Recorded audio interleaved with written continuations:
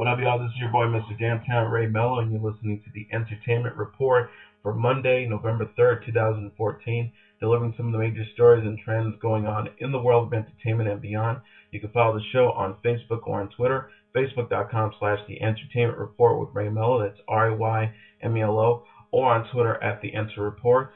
You can also listen to the Entertainment Report on iHeartRadio. Just search for the Entertainment Report, and it'll take you to the page where you can listen to any previous episodes of the program. Hopefully, everybody had a fantastic weekend. Brittany Maynard, who publicly shared her plans to end her life on her own terms thanks to Oregon's Death with Dignity Act, died peacefully Saturday. She was 29. She wrote in her last quote, "Goodbye to all my dear friends and family that I love. Today is the day I have chosen to pass away with dignity in the face of my terminal illness, this terrible brain cancer that has taken so much from me, but would have taken so much," she wrote on Facebook. "The world is a beautiful place. Travel has been my greatest teacher. My close friends and folks are the greatest givers. I even have a ring of support around my bed as I type, 'Goodbye world, spread good energy, pay it forward.'" Doctors diagnosed Maynard with stage 4 glioblastoma, leaving her with just 6 months to live as of last spring. In a surprise move, Maynard made headlines after publicly announcing that she was intended to die by taking a failed dose of barbiturates prescribed to her by a doctor when her suffering became too great. She recently told People, "My glioblastoma is going to kill me, and that's out of my control. Being able to go with dignity is less terrifying." She also added, "For people to argue against this choice for sick people really seems evil to me. They try to mix up with suicide, and that's really unfair because there's not a single part of me that wants to die, but I am dying." In recent months, Maynard has also been updating fans on her condition through her personal website. In her most recent post, the newlywed shared the reasons why she went so public with her situation. She wrote, "I didn't launch this campaign because I wanted attention. In fact, it's hard for me to process it all," she wrote. "I did this because I want to see a world where everyone has access to death with dignity as I have had. My journey is easier because of this choice." Followers of Maynard's case know she lived life to the fullest until the very end. On October 24th, Maynard and her family traveled to the Grand Canyon for one last trip. Though she suffered a seizure during the trip, Maynard couldn't help but enjoy the bucket list dream come true. She wrote, "The canyon was breathtakingly beautiful. I was able to enjoy my time with the two things I love most, my family and nature." She also added, "My dreams is that every terminally ill American has access to the choice to die on their own terms with dignity. Please take an active role to make this a reality. The person you're helping may be someone you love or even the future yourself." Thoughts and prayers go out to the Maynard's family. In a related story, the women of The View were split on Friday morning over whether or not they support the idea of patients with terminal illnesses ending their lives with doctor-assist suicide. Rosie O'Donnell defended Maynard's right to die on her own terms, which is only legal in 5 states. O'Donnell said, "I'm totally an advocate for it. To get to have control over your death when you have no control for so long over your illness, I think is the humane thing to do." Rosie Perez said, "I agree with you. I think people should have the right, but it would be so hard for me. It would be so hard for me if a loved one would say, 'I'm going to make this choice. I'm just being honest.' It would break my heart if my sister did that." Tears could be seen in Perez's eyes as she became visibly emotional. Both O'Donnell and Goldberg reached out to comfort her. Goldberg said, "The crazy thing about people going is it should be on their own terms." She then had to pause and compose herself. Perez told her co-host, "You're just acting like a Puerto Rican." Goldberg explained that her own late mother asked not to be put on life support when she was facing death. Goldberg admitted her mother said to her, "If I'm not fully gone, put me in the microwave." Lena Dunham, the star and writer of HBO's hit series Girls, fired back at critics accusing her of being a child molester after reading an excerpt in her memoir in which she describes curiously exploring her 1-year-old sister's genitals at the age of 7. Dunham tweeted on Saturday, "The right-wing news stories that I molested my little sister isn't just LOL. It's really effing upsetting and disgusting. And by the way, if you were a little kid and never looked at another little kid's vagina, well, congrats to you." The Girls creator continued, "Usually this is stuff I can ignore, but don't demean sufferers. Don't twist my words. Back the fuck up, bros. I told a story about being a weird 7-year-old. I bet you have some too, old man, that I'd rather not hear. And yes, this is a rage spiral. Sometimes I get so mad I burn right up. Also, I wish my sister wasn't laughing so hard. The rage spiral came after National Review writer Kevin D. Williamson used the passage from Not That Kind of Girl to label Dunham and her parents child abusers in a piece called Pathetic Privilege. Pop star Taylor Swift just dumped Spotify, and the music streaming service is having a really tough time letting her go. Swift, who's on track to sell over 1 million copies of her album 1989 in its first week of release, has removed all her albums from Spotify. Every single one. So not only did she cut out the music streaming service from accessing her brand new album, but she just upped and yoinked every last song that was available to listeners. And Spotify is absolutely crushed, which is no surprise since according to the letter the company wrote to Swift begging her to come back, 60 million of the 40 million subscribers have played her song in the last month, and she's on over 19 million playlists. Spotify wrote, "We hope she'll change her mind and join us in building a new music economy that works for everyone. We believe fans should be able to listen to music wherever and whenever they want, and that artists have an absolute right to be paid for their work and protected from piracy. That's why we pay nearly 7% of our revenue back to the music community." But Spotify's final line of the letter is the kicker, as they use her song titles to beg her to come back. P.S. Taylor, we were both young when we first saw you, but now there's more than 40 million of us who want you to stay, stay, stay. It's a love story, baby, just say yes. And in a more equivalent to raise a boombox above their heads in the front yard of Taylor's house, Spotify posted a playlist called Come Back Taylor with song titles that, when read in order, says this: "Hey Taylor, we want you to play your amazing love songs, and they are not right here. We want you with us, and so do your things." Swift herself recently blamed streaming services as one of the reasons album sales have been so low in recent years in her op-ed piece she wrote for the Wall Street Journal. "In my opinion, the value of an album is and will continue to be based on the amount of heart and soul an artist has bled into a body of work, and the financial values that artists and their labels place on their music when it goes into the marketplace. Piracy, file sharing, and streaming have shrunk the numbers of paid album sales drastically, and every artist has handled this blow differently. On one hand, Taylor should have a say in how her music is distributed, and it's a widely known fact that artists do not get as much money from a service like Spotify in comparison to a service like iTunes, where you pay to download the song's albums. This could be Taylor's way of trying to make the change she wants to see in the music industry, as noted in her op-ed piece. On the other hand, Swift's fans are quite hurt over her decision to pull her music from Spotify, with some going as far as to call the move greedy. All we know how much Taylor's fans mean to her, so will this drastic action hurt her reputation among her people. Taylor's label, Big Machine Records, has not yet commented on the removal of her music, but fans can still listen to her songs on streaming services such as Google Play, iTunes, Pandora, and Radio. Anna Chickadee Cardwell is speaking out. The Here Comes Honey Boo Boo reality star has been in the center of an ongoing controversy after she said she was molested as a child by mother Mama June Shannon's then boyfriend Mark McDaniel. Now she's opening up to E! News about everything.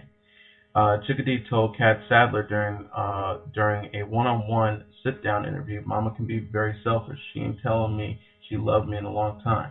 Cardwell then spoke about the alleged incidents that happened as a child. "You're 8 years old, you don't know. To me it was kind of like, oh, get off me, it hurts, stay off, and leave me alone. And I'd just go to sleep and cry." As for Mama June's relationship with McDaniel, Cardwell tells E! News she always loved him, and adds she's using Sugar Bear to cover her ass. The 20-year-old also told E! News that there are trust funds for all the girls, noting that $30,000 was set aside from show's earnings, and claimed that she called the bank and was told there was only $17.90 in the account. I have a feeling Mama used that money to buy a car or buy him what he wanted," she told E! News. However, Mama June denies these claims and told E! News, "Not true. I've never bought a car for him, and all her money is there, besides the money I have given her to live on, $400 every month, and pay her $475 each month for cell phone bills for the last 2 years. That's the only money I've taken out of there." Cardwell initially made her remarks to People magazine in a recent interview. Shannon has denied reports that she and her ex McDaniel, who's registered as a sex offender in March after serving 10 years in prison for a 2004 aggravated child molestation conviction, were back together. People quoted Cardwell as saying that when she was 8 years old, McDaniel dated her mother and would try and touch me and all that stuff.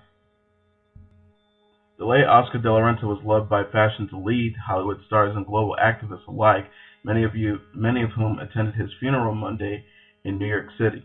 Hugh Jackman and wife Deborah Lee Furness, Diane Sawyer, Barbara Walters, Vogue chief and editor Anna Wintour, Tommy Hilfiger, Michael Kors, Danielle von Furstenberg, Chelsea Clinton and husband Mark Manvinsky, and Matthew Broderick were among those at the designer's memorial held at the Church of St. Ignatius Loyola on Manhattan's Upper East Side. Mr. De La Renta, who passed away on October 20th at the age of 82. Throughout his illustrious career, he dressed everyone from Jackie Kennedy to Jennifer Gardner. One of his final, most memorable dresses was worn by Amal Clooney when she married George Clooney this past September. And while countless stars adored Mr. De La Renta's life and in death, Sarah Jessica Parker's tribute to him was particularly poignant and heartfelt. In a piece published in The Hollywood Reporter, the 49-year-old actress described the designer and otherworldly talent she was honored to work with and have as a friend. She wrote that she was thankful for quote, his work and for the personal relationship he allowed me to have with him, adding, he gave so much and I think everybody who had the chance to be on the receiving end appreciated him. Parker remembered Mr. De La Renta as a muscular singer who delighted in any opportunity to create a festive environment. She concluded it also needs to be said that there was no one more handsome. Mr. De La Renta survived by his wife, Annette Engelhardt, and son Moises De La Renta. It looks like Sony is back to the drawing board as for its Steve Jobs biopic, which has now lost actor Christian Bale as its star. As the Wrap was first to report, Bale has long been a favorite for the role, but despite screenwriter Aaron Sorkin confirming his involvement in an interview last week, it looks like negotiations ultimately cannot come together, and a new job search will have to take place. The studio declined to comment. Danny Boyle is directing the film, which is not a traditional biopic, from a script by Aaron Sorkin, who has access to Jobs' authorized biography by Walter Isaacson. The film is expected to launch. The film is expected to follow Jobs during three stressful, high-profile product launches, including the first Macintosh in 1984 and Apple's 2001 debut of the iPad. Jessica Chastain and Seth Rogen also recently emerged as potential cast members, although it's hard to say whether Bale's departure will have any impact on their deals. While neither Chastain nor Rogen have deals in place, the latter actors in talks to play Steve Wozniak, who created the Apple I computer and co-created the Apple II computer in the mid-1970s. Scott Rudin, Mark Gordon, and Gudmund Cassidy are producing the film, which Sony has high hopes for, and it could be a major awards contender. Pop legend Janet Jackson made a triumphant return to the red carpet when she made a rare public appearance at the Vogue Fashion Dubai Experience in Dubai on Friday. The sighting marks Jackson's first red carpet appearance since she attended the AMFR 20th Annual Cinema Against AIDS event in France back in May 2013. Wissam Al-Mana's wife turned heads in a long-sleeved black dress that covered up her killer curves, adding a diamond necklace and matched earrings to her elegant ensemble. She swept her long locks up in a fierce ponytail which highlighted her nameable cheekbones and perfectly groomed eyebrows, teaming her sexy style with the snake-inspired ring. The All For You singer's makeup artist also shared a close-up show of Jackson's stunning transformation, writing, "Such a wonderful time here in hashtag Dubai with my sis painted by me, hashtag makeup artist, hashtag press and makeup, hashtag Vogue Dubai, hashtag makeup forever, hashtag Jackson." The image also shows the intricate hyena art drawn on Jackson's hand as the songstress strikes a sultry pose for the camera. Jackson has been maintaining a relatively low profile since tying the knot with billionaire beau Wissam Al-Mana in 2012, although the private couple did not confirm their ideas until February 2013. Actress Eliza Dushku got a rude welcoming to Providence when she arrived for Rhode Island Comic-Con.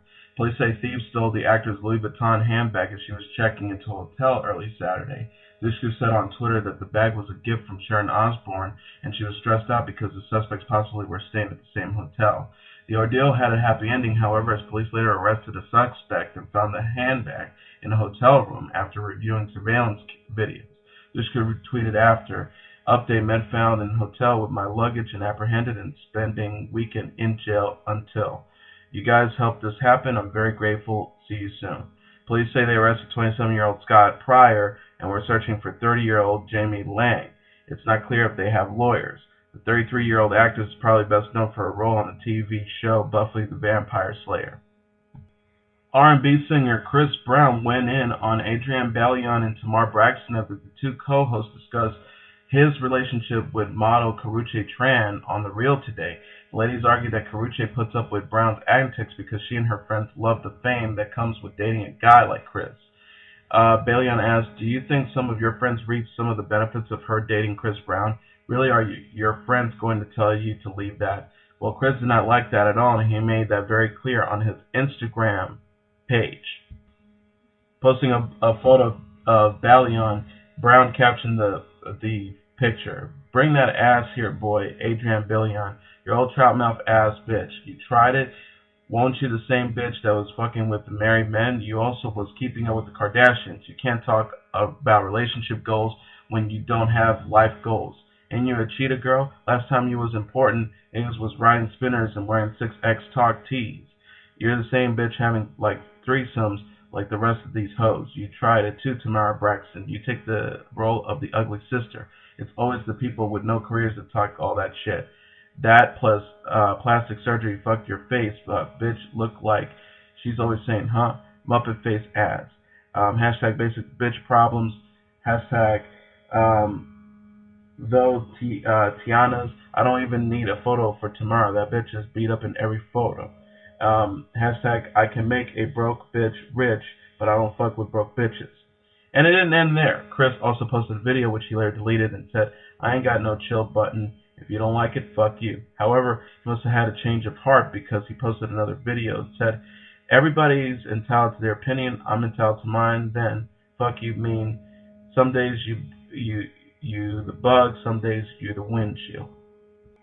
Daredevil Nicolle experienced a fairly significant drop on Sunday. Luckily, it wasn't from his tightrope, but still. The Discovery Channel special Skyscraper Live with Nicolle, which saw the professional Daredevil make two tightrope walks between skyscrapers in Chicago, one of them blindfolded, averaged 5.82 million total viewers on Sunday night. That's down pretty sharply from Wallenda's biggest stunt last year, Skywire Live with Nicolle, which averaged 8.5 million total viewers. During the blindfolded portion of Wallenda's tightrope walk, the special averaged 6.7 million total viewers. The initial walk, which aired from 8:35 to 8:43 p.m., averaged 5.84 million total viewers. Last year's special peaked at 13 million viewers during the time when Wallenda crossed the Little Colorado River Gorge near the Grand Canyon. In the 25-54 demographic, Sunday's Wallenda special averaged a 2.17 rating for Discovery. Despite the ratings drops compared to last year's special, Skyscraper Live with Nicolle was Discovery's most watched telecast of 2014. Wayne Static, founder of the California metal group Static X, has died according to a message posted on Static X's Facebook page Saturday night. Stories claim that he died of a drug overdose. The Facebook post said platinum-selling musician Wayne Richard Wells, better known as Wayne Static, passed away at the age of 48. Wayne Static was the enigmatic former frontman and namesake of Static X, who later forged in a successful solo career. Wayne was scheduled to co-headline tours with Power Men 5000 and Drowning Pool over the next several months. No additional information is available at the time, the statement continued. The singer and guitarist's publicist at Fix Publicity also confirmed his death in a press release.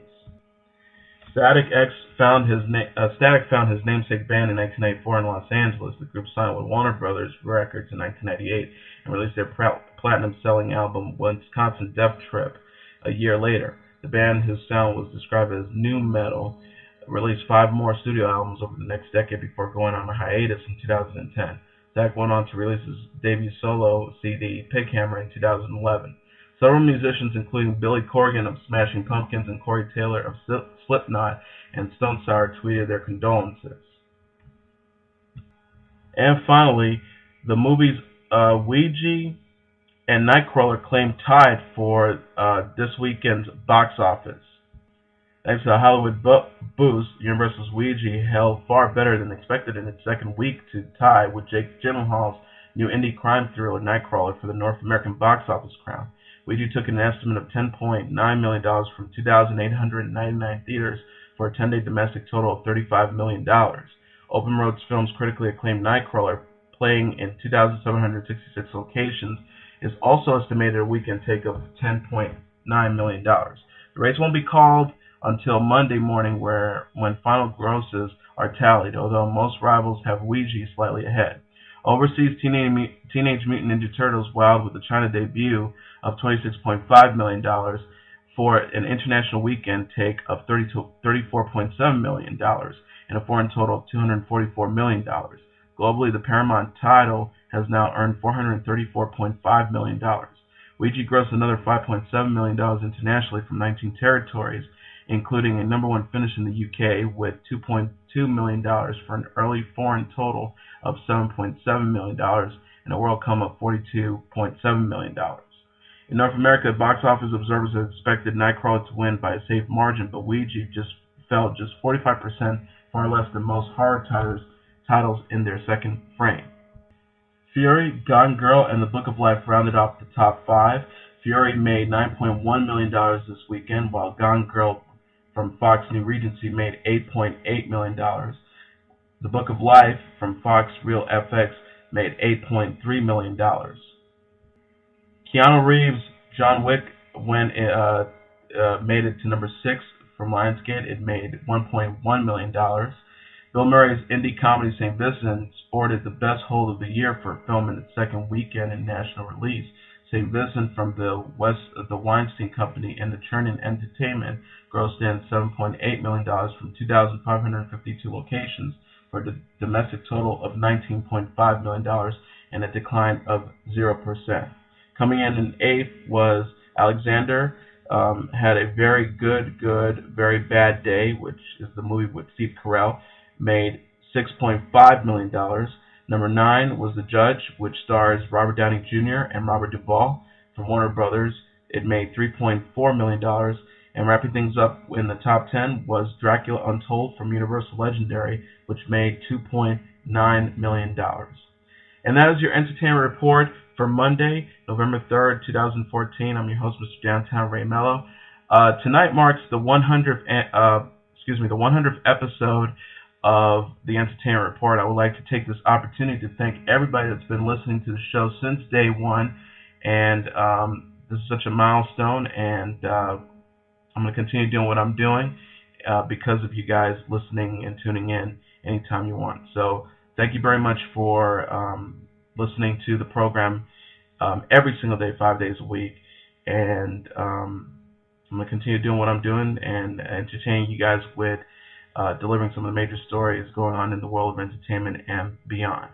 I'll be back tomorrow to do the same. You can follow the show on Facebook or on Twitter, facebook.com/The Entertainment Report with Ray Mello. That's RAYMELO. Or on Twitter @The Enter Report. You can listen to this episode or any previous episodes of The Entertainment Report with Ray Mello on iHeartRadio. Just search for The Entertainment Report and it will take you to the page where you can listen to the show anytime you want. Have a great day, everybody. I'll see you tomorrow. Bye.